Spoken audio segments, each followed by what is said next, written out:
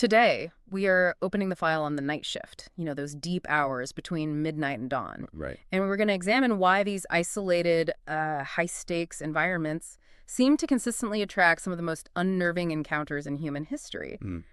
We're doing a deep dive into a stack of sources that synthesize two really distinct types of terror.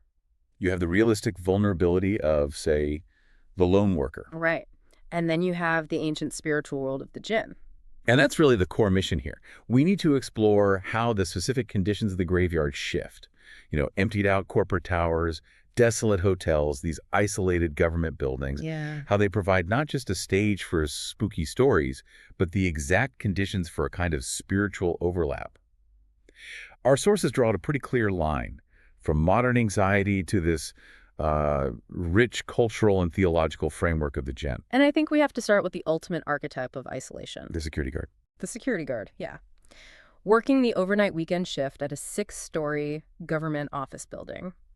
And you really have to picture this setting. It's straight from the source notes. It's incredible. The building is 3 miles from the main road, completely surrounded by dense woods, and secured by a 10-foot barbed wire fence. So, no civilization for miles. Literally none. This isn't just a quiet office. It's like an outpost of human order in a domain that is naturally profoundly empty. Which is the essential condition. In the context of the Jinn, these entities who are, they're neither angel nor devil, they're often believed to reside in these desolate, abandoned, or impure places. Forests, deserts. Forests, deserts, even abandoned buildings, yeah. So when the lights go out and all the human activity stops, these functional modern spaces, they kind of revert to becoming their potential habitat. And the lone guard is just an intruder in their domain. Exactly. He's the one who doesn't belong. So let's unpack that a little. How the reality of the night shift itself primes you, the listener, for terror. Well, this trope, it transforms spaces we usually associate with, rationality and efficiency. Like an office building, a school cafeteria. Right, a hotel lobby, and it turns them into these domains of high vulnerability. It really exploits the fact that the lone worker is also the only witness. And the sources give us this really detailed blueprint for an isolated encounter using that security guard story as a chilling example. Yeah. It starts subtly. It plays on sensory exhaustion. So during a severe thunderstorm, the guard sees a distinct shadow figure. A shadow figure. Yeah, moving near a massive tree in the lot, and it's visible for just a split second during a flash of lightning. Which, of course, your mind immediately tries to rationalize. Of course. You think, I'm tired, it was the light, it was just the rain. But the situation moves really quickly past that, past psychological suggestion to just undeniable physical intrusion. Precisely. He gets back to his control room and finds the camera monitoring the back parking lot has been physically wrenched out of its housing. Yeah. It's just dangling by its wires. That's an act that requires brute force and definite intent. Yeah. But the real escalation comes when the alert system blares. So the intruder isn't just outside anymore. No. The system shows that a keypad access point in the back of the building was used, and the light was green. Green means they had the code. They had the code. They didn't just breach the perimeter. They had legitimate digital access. And that's where things just go off the rails for him. The storm has taken out the desk phone, and being 3 miles out in the woods, his cell phone has no signal. He's completely severed from any outside help. Knowing an intelligent, authorized intruder is now inside a 6-story building with him. He runs for the stairwell, right? He's hoping to reach his truck, but he hears heavy footsteps running up the dark stairwell toward him. Oh, that's terrifying. He's not fighting a ghost at this point. He's fighting for his life. He runs upward, and he uses this quick, smart diversion. What does he do? He slams the door on the 6th floor to make the intruder think he went into the hall. Then he scrambles up a ladder to this hidden roof hatch. And he escapes. He eventually calls the police. But this is the moment, right? This is the moment of powerful synthesis where the sources just deliberately blur the line between realistic and supernatural horror. They do, because the police investigate the stairwell where the intruder fell for his trick. And what did they find? They recover a fully loaded, unregistered, semi-automatic handgun. Wow. So a physical human threat confirmed. But the psychological fear, that shadow figure, the impossible access, the sources force you to ask, was he running from a purely human criminal? Or was that terrifying shadow figure maybe leveraging a human agent? And the isolation just leaves that question wide open. That's the key analytical pivot. Right, because the stories of the Jinn often suggest they interact with our world through agents, either sorcerers who summon them, or even by possessing the vulnerable. It takes a typical crime story and gives it this devastating spiritual footnote. And you see this blurring everywhere in the night shift trope. Like the New Jersey security guard hearing those heavy, wet footsteps in an empty parking garage. Yeah, only to find the surveillance footage covering that exact moment has been corrupted and overridden. Or the lone custodian who feels a deliberate tapping on his shoulder in a quiet kitchen late at night. And he turns instantly, and there's nothing but shadows, the silence and the emptiness. They don't mean nothing is there. No. They just mean whatever is there can now fully reveal itself. And this blurring brings us squarely to the Jinn. As you mentioned, we know them in the West mainly as genies, which is a term that comes from the Latin genius. Meaning a guardian spirit, yeah. But the foundational theology surrounding the Jinn is just so much richer and darker than any fairy tale. Absolutely. So to understand them, where do we have to start? Their creation. You have to start at their creation.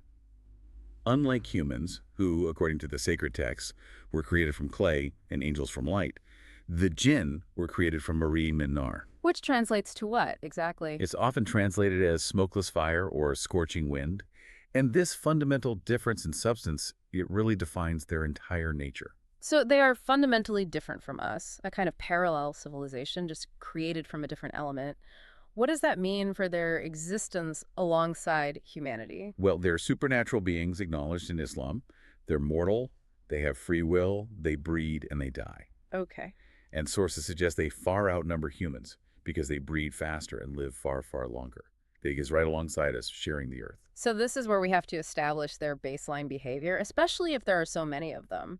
Are they inherently malicious? Well, this is where the sources introduce this crucial concept of cosmic neutrality. Generally, the Jinn are understood to be occupied with looking after themselves and their own place in the cosmos. I see. Meaning, they aren't inherently fixated on the human realm.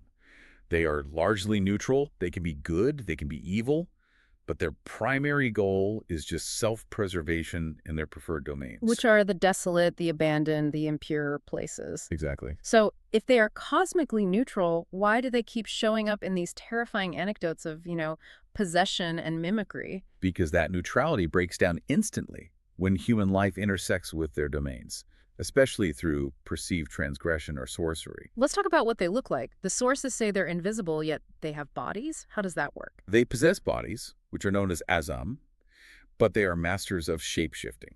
They can appear as small shadows or take the form of animals. Snakes and scorpions are noted favorites Why those animals? because of their inherent malice and quick movement.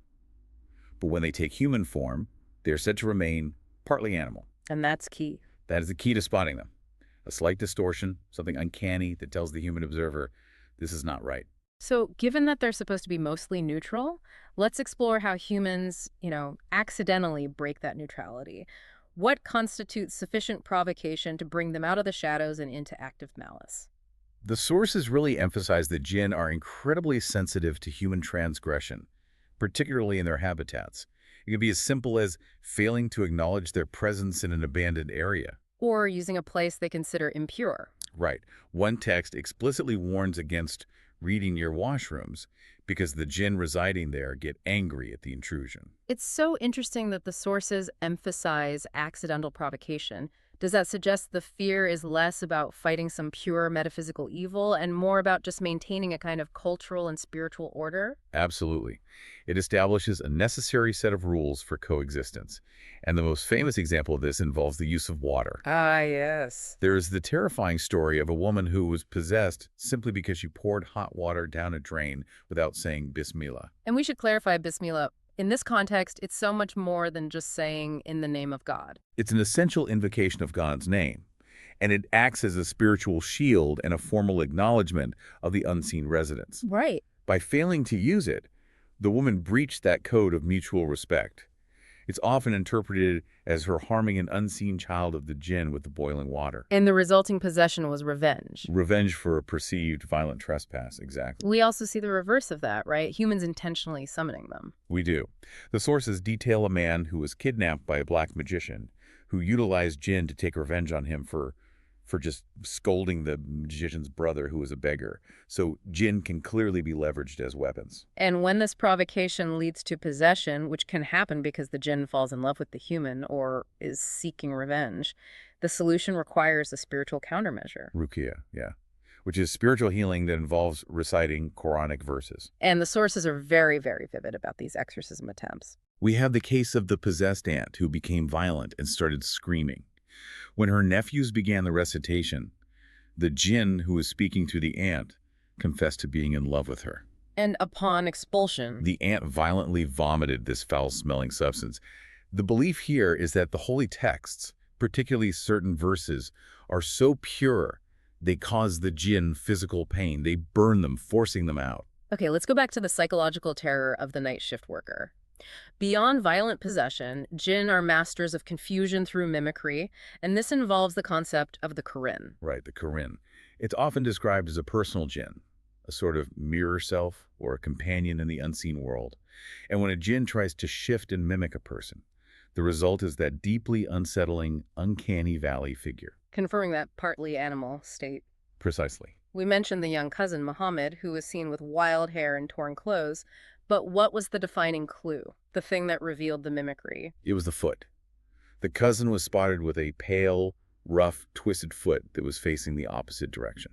The mimicry was almost perfect, but it failed at a key physical detail, leaving that haunting, distorted image.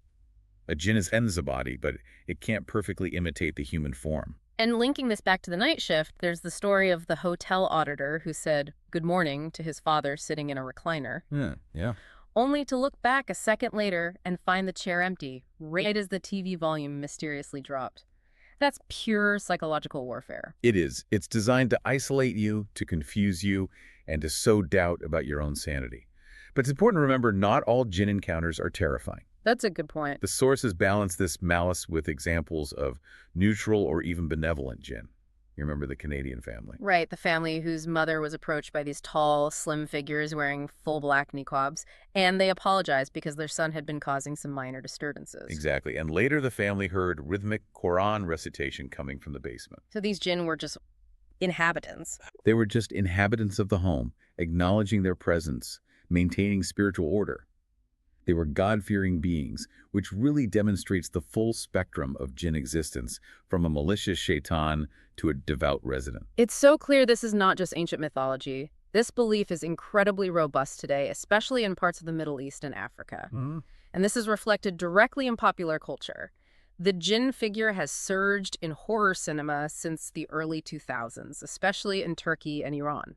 And these modern cinematic portrayals, they're really illustrative. They differ from standard Western horror, which usually focuses on the eternal battle against Satan or demons. Jinn films are different. Jinn films tend to revolve around social transgressions and sorcery, the human initiating the contact, either accidentally or maliciously. So the spiritual defense mechanism is almost baked into the plot. The films often reinforce that if you adhere to Islamic law, you use the proper invocations, you maintain the correct spiritual posture, that provides concrete protection. And the punishment is usually reserved for the one who breaks the rules. Right. And the jinn figure can move beyond just being a monster to become a powerful, complex metaphor. In Iranian psychological horror, for example, the jinn is often shown veiled and concealed. This ambiguity is used to symbolize the intrusive nature of systemic power. Can you elaborate on that metaphor? Why the veil, the chador? The protagonist's fear in these films often involves feeling watched and judged and trapped by these unseen forces. The jinn, concealed, is the perfect symbol for this. I see. The fear culminates when the protagonist is forced to wear a chador, a mandated garment of modesty that is itself a form of concealment. In that moment, she visually becomes the very entity she feared. Symbolizing the patriarchal or political structures that intrude upon and control her personal freedom. Exactly. It turns a spiritual threat into a systemic socio-political one. It's a brilliant way to communicate that oppressive atmosphere. And this belief holds strong in daily life. I mean, travel accounts confirm the cultural reality of the jinn, even in modern cities. Oh, absolutely. In places like Mombasa, Kenya, locals will still advise visitors not to stand near the ocean water at night. Why is that? They warn that a specific type of jinn, one that dwells in the seas, could be provoked. The knowledge is just passed down and it's respected. So whether it's in a modern corporate office or a coastal city, the cultural understanding of the jinn requires acknowledging and respecting boundaries. So what's the takeaway for you, the listener, the next time you are alone in an empty space? Uh-huh. We've synthesized the fear of realistic, high-stakes isolation, Hmm. the armed intruder, the cut phone lines, with the profound spiritual terror of the jinn.